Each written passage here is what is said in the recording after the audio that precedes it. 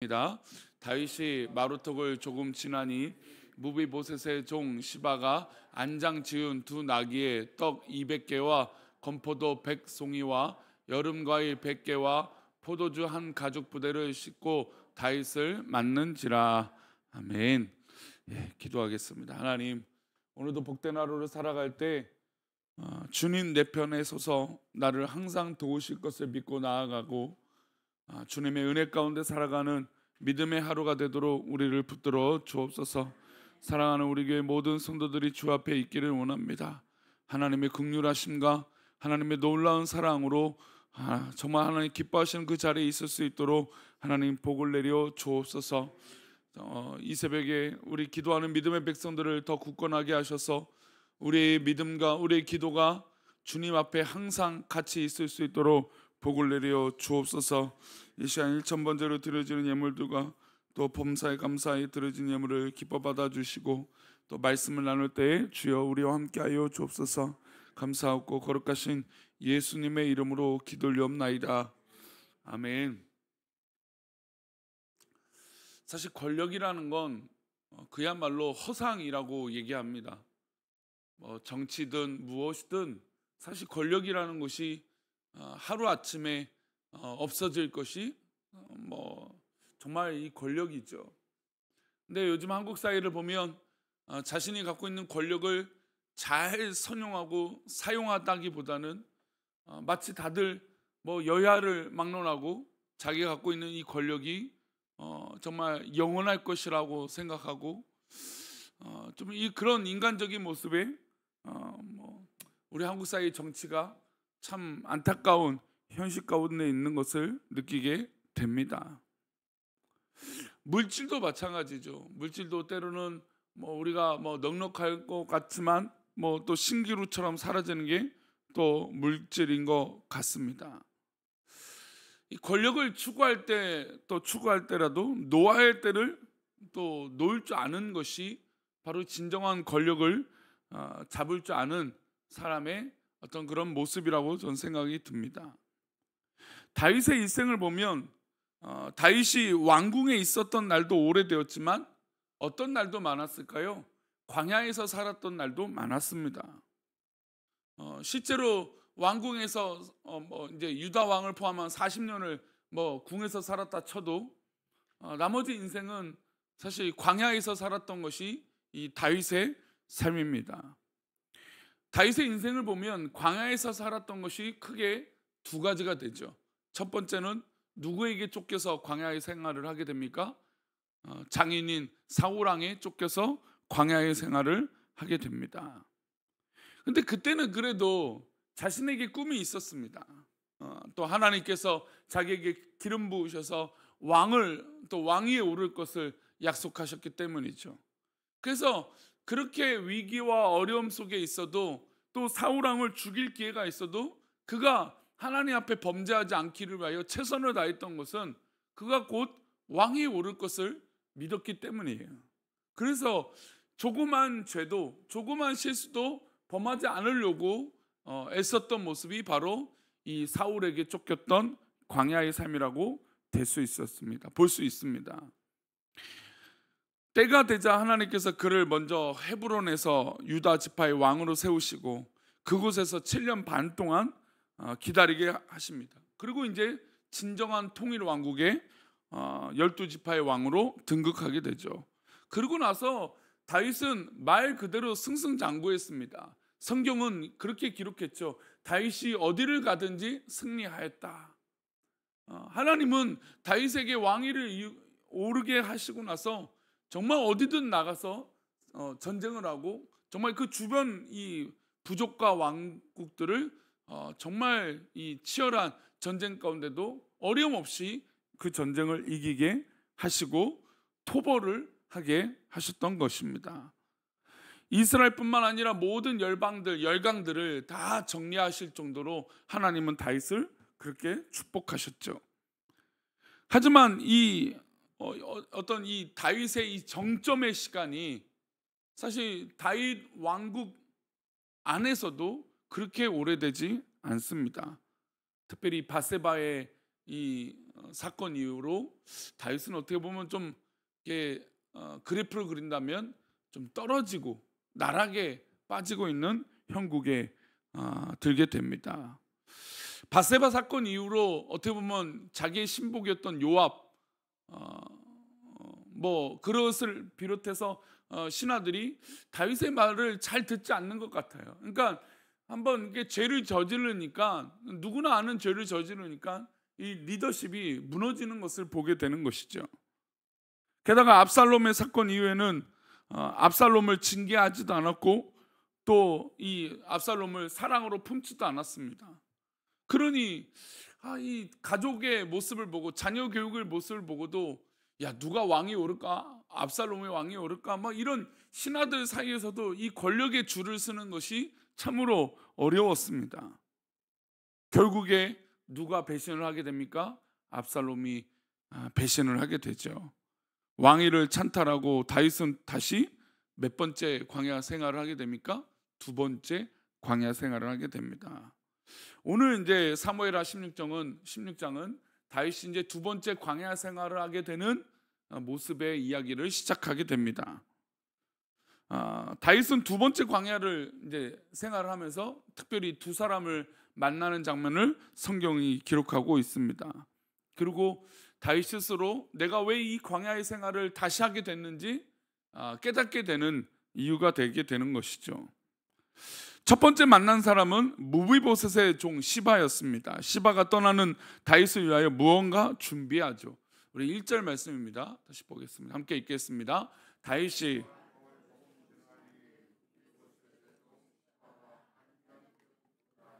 떡 200개와 건포도 100송이와 여름과일 100개와 포도주 한 가죽 부대를 싣고 다윗을 맞는지라. 무비보셋의 종 시바가 등장을 하게 됩니다. 우리가 알다시피 무비보셋은 누구의 아들인가요? 요나단의 아들이죠. 요나단이 죽고 이제 그의 후손들이 남아 있지 않는데 이 도망가다가 다리를 다쳐서 장애를 갖게 된 이 무비보셋을 품고 왕이 먹는 식탁에 이 무비보셋을 먹게 하고 그를 정말 사랑으로 품어줬습니다. 근데 광야로 도망쳐 나가는 이 다윗에게 이 무비보셋이 등장한 것이 아니라 누가 등장한가요? 무비보셋의 종 시바가 등장을 하게 됩니다. 그러니까 사실 여기에서도 다윗이 품었던 무비보셋이 와서 물론 뭐 그럴 수도 있어요. 왜냐하면 이 압살롬이 반역을 해서 왕이 올랐으니까 만약에 무비보셋이 장애도 갖고 있고 다윗에게 잘 보였다가 좀 압살롬에게 자기도 죽을 수도 있으니까. 근데 안타깝게 이 장면에서 무비보셋은 등장하지는 않습니다. 그런데 그의 종 시바가 등장을 해요. 근데 등장을 해서 뭐 어떤 거냐면 이 떠나가고 도망가는 이 다윗의 일행들에게 떡 200개와 건포도 100송이와 여름과일 100개와 포도주 한 가죽 부대를 싣고 다윗에게 왔습니다. 다윗은 의아했죠. 너의 주인 무비보셋은 어디 있느냐라고 물었습니다. 그랬는데 시바가 이렇게 준비해 놓고 이렇게 대답을 합니까? 다윗이 야 너의 주인은 어디 있냐라고 하는 질문에 이렇게 대답을 해요. 우리 3절 말씀입니다. 왕이 이르되 내 주인이 아들이 어디 있느냐 하니 시바가 왕께 아뢰되 예루살렘에 있는데 그가 말하기를 이스라엘 족속이 오늘 내 아버지와 나라를 내게 돌리리라 하나이다 하는지라. 지금 이 무비보셋의 종이었던 시바가 너희 주인이 무비보셋 어디 있냐? 내 주인의 아들이 어디 있느냐라고 묻는 질문에 이렇게 말하는 겁니다. 예루살렘에 이 무비보셋이 있는데 지금 무비보셋이 말하기를 이 무비보셋의 어떻게 보면 할아버지죠. 그리고 진짜 자기가 초대 왕국이었던 이 사울 왕의 이 왕국을 다시 세울 것입니다. 내게 다시 돌려줄 것입니다. 라고 말하는 것이었어요. 다윗이 이제 쫓겨나가서 정말 어려움을 겪고 있는데 무비보셋은 자기의 나라가 다시 회복된다라고 하는 말로 정말 이 참혹한 다윗의 현실을 말해주고 있는 것입니다. 물론 나중에 밝혀지지만 이 말은 뭔가요? 거짓말이었죠. 무비보셋의 종인 이 그의 주인을 모함하는 말이었어요. 하지만 이 순간엔 다윗은 이 말의 진심을 알 수 있었을까 없었을까요? 없었죠. 다윗은 화가 나고 속상했을 것입니다. 야, 내가 무비보셋을 어떻게 사랑했는데, 내가 요나단을 어떻게 사랑했는데, 내가 어떻게 너희 주인을 어떻게 사랑했는데 막 서운했을 것입니다. 요나단과 맺은 언약을 기억하고 무비보셋을 정말 왕의 식탁에서 먹게 함으로 정말 같이 이렇게 했는데 어떻게 이렇게 할 수 있느냐? 다윗은 많은 생각이 들었을 것입니다. 저는 이제 권력이라는 게 바로 이런 거라고 뼈저리 아마 깨달았을 거예요. 물론 나중에 거짓말로 알게 되었고 다 사실이 드러났지만 아마 도망쳐 나가면서 야, 그래, 내가 이렇게 사랑을 베풀었던 사람도, 내가 이렇게 아꼈던 사람도 허상이 되는 것이구나 라고 깨닫지 않았을까요? 아마 인간적인 마음이 들었다면 내가 그 무비보셋과 이 시바를 가만두지 않겠다 했을지도 모르겠습니다. 근데 다윗은 이 광야로 다시 도망가는 상황에서 그렇게 칼날을 다시 들지 않습니다. 왜 그럴까요? 자기가 왕이 올랐지만 시작하게 하신 것도 하나님이고 내가 잘못해서 걷어가시는 것도 하나님이시구나라고 깨달았던 것이죠. 그래서 사람은 시작도 중요하지만 뭐도 중요할까요? 끝내는 것도 참 중요한 것 같아요. 인간 세상을 보면 참 시작은 되게 원대하고 아름답게 멋있게 하는 것 같지만 마무리를 참 잘 못하는 경우들이 참 많아요. 인간적인 욕심 부릴 때가 있죠.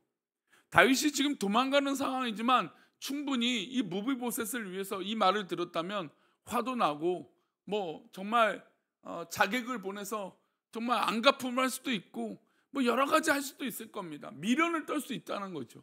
그런데 다윗은 미련을 남기지 않습니다. 왜요? 이 모든 것이 하나님의 계획 가운데 있음을 알았기 때문이죠. 그리고 자기의 죄 때문인 것을 알았기 때문입니다. 그리고 이 시바가 를 만난 이후에 또 한 사람을 만나게 됩니다.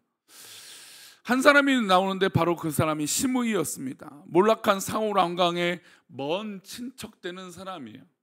그러니까 지금 이 광야로 가는 상황 가운데 이 사울의 가문의 이야기들을 두 가지 듣는 것이죠. 결국에 무비보셋, 이 사울의 가문이죠. 그리고 먼 친척되는 시므이입니다. 그가 다윗을 저주하며 심지어 돌팔매질을 합니다. 이 돌팔매가 어떤 상징입니까?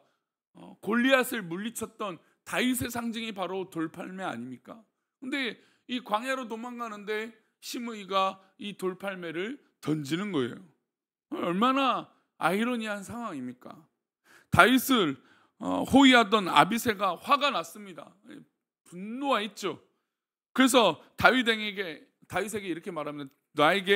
저에게 말씀하시면 건너가서 그의 목을 베어오겠습니다. 그런데 다윗이 뭐라고 말하는지 아세요? 우리 10절과 11절인데요. 함께 읽겠습니다. 왕이 이르되 수리아의 아들들아, 내가 너희와 무슨 상관이 있느냐? 그가 저주하는 것은 여호와께서 그에게 다윗을 저주하라 하심이니 내가 어찌 그리하였느냐 할 자가 누구겠느냐 하고, 지금 내가 이 꼴과 이 모욕을 당하고 이렇게 하는 것은 하나님께서 나에게 허락하신 것이다. 그러니 지금 그들이 하는 것은 하나님이 하신 것이다. 그래서 저는 참 그럼에도 다윗이 참 다윗다운 것은 다윗이 이 나단 선지자에게 당신이 그 사람이다 라고 이야기를 들었을 때 부끄러워하며 회개했던 이런 모습, 지금도 자신의 아들에게 권력을 빼앗기고 광야로 가는데 이 모든 과정이 하나님 뜻에 있다는 것을 믿으며 그것을 정말 각종 모욕과 속상함과 화가 나는 상황임에도 불구하고 묵묵히 광야로 갔던 이유는 바로 하나님의 뜻인 것을 믿었기 때문이에요. 다윗은 시므이의 입을 통해서 하나님이 자기를 책망한다는 것을 깨달았습니다. 교만의 정점에 서 있고 목자된 사명을 잃어버렸던 다윗에게 다시금 하나님의 은혜로 깨닫게 하셨다는 것을 알게 된 것이죠. 그리고 이제 유유히 하나님이 허락하신 광야의 길로 다시 갑니다. 어떻게 보면 다윗은 사람에 둘러싸여 있었습니다. 왕이 오르고 자기의 말 한마디면 다 자기 말대로 들어주는 어떤 그런 상황 가운데 있었습니다. 초심을 유지하지 못하고 목자의식을 잃었던 이 우리아의 아내를 결국 취하고 우리아를 죽였던 이 다윗. 그럼에도 불구하고 하나님이 그를 용서해 주셨는데 그 용서와 징계를 한 사람의 사랑을 깨닫지 못하고 어떻게 합니까? 압살롬을 그렇게 다스리지 않았습니다. 그러니까 하나님께서 자기를 징계하시기도 하고 또 회개하게 하셨던 이 사랑을 자녀들에게 가르치지 못했던 것이죠. 그랬던 다윗이었습니다. 하나님이 그를 다시 광야로 내몰았을 때 이것은 내가 자초한 일이구나 라고 하는 것을 깨달았던 것이죠. 우리는 광야를 가지 않으려고 합니다. 광야를 멀리 하려고 하죠. 그러나 때로는 이 광야는 우리에게 하나님의 뜻을 깨닫게 해주시는 정말 이 말씀의 장인 줄 믿습니다. 광야는 어려운 것 맞습니다. 광야는 힘든 것이죠. 그러나 우리가 하나님 앞에 바로 서지 못한 것이 있을 때, 우리가 광야로 내몰아졌을 때 오히려 이 광야는 나에게 기회요, 은혜인 줄 믿습니다. 시므이가 조롱하고 욕을 할 때 다윗은 하나님께서 나에게 허락하신 저주이고 또 훈련이구나 라고 고백한 것이죠. 그렇다면 우리 삶 가운데도 혹시 우리가 우리 만족에, 자기 만족에 빠져서 하나님 주신 이 은혜와 도전을 깨닫지 못할 때 혹시 우리에게 이런 도전이 있거든. 하나님께서 나를 깨닫게 해주시는 것이구나. 하나님께서 나를 훈련시켜 주시는 것이구나. 어려운 일이 있고 불편한 일이 있을 때 이것이 나에게 주신 하나님이 회복의 시간이구나 라고 깨닫는 은혜의 시간이, 또 그렇게 묵상이 되어 주시는 광야의 시간들이 되시기를 축원합니다. 혹시 성도님들 삶 가운데 광야 속에 있어 괴로움이 있으십니까? 물론 광야를 벗어나야겠죠. 우리는 또 그런 기도를 해야 됩니다. 하나님, 우리가 광야를 벗어나길 원합니다. 그래요, 맞습니다. 하나님 앞에 광야를 벗어나야죠. 그런데 또한 더불어 기도할 것은 왜 하나님 이 광야를 나에게 허락하셨습니까? 라고 묻는 기도도 필요한 것입니다. 우리 가운데 어떤 상황이든 하나님께서 주신 그 상황 가운데 하나님의 뜻을 깨닫는 복된 하루가 되시기를 축원합니다. 기도하겠습니다. 하나님, 아무리 대단한 권력을 잡을지라도 그 권력은 분명히 끝이 있습니다. 아무리 대단한 부를 가졌다 할지라도 그 인생의 끝은 있습니다. 하나님, 우리가 인간의 욕심으로, 인간의 마음으로 영원할 것이라고 착각 속에 빠지지 않게 하시고, 또 하나님께서 나를 광야로 훈련시켜 주실 그때에 묵묵히 그 광야의 길을 걸어가는 믿음의 삶이 되어줄 수 있도록 복을 내려 주옵소서.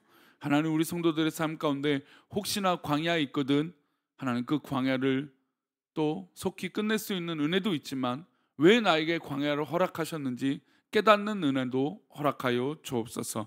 오늘도 그렇게 복된 하루를 우리를 단련시켜 주시고 훈련시키시기를 원하옵고 거룩하신 예수 그리스도 이름으로 기도 올리옵나이다. 아멘.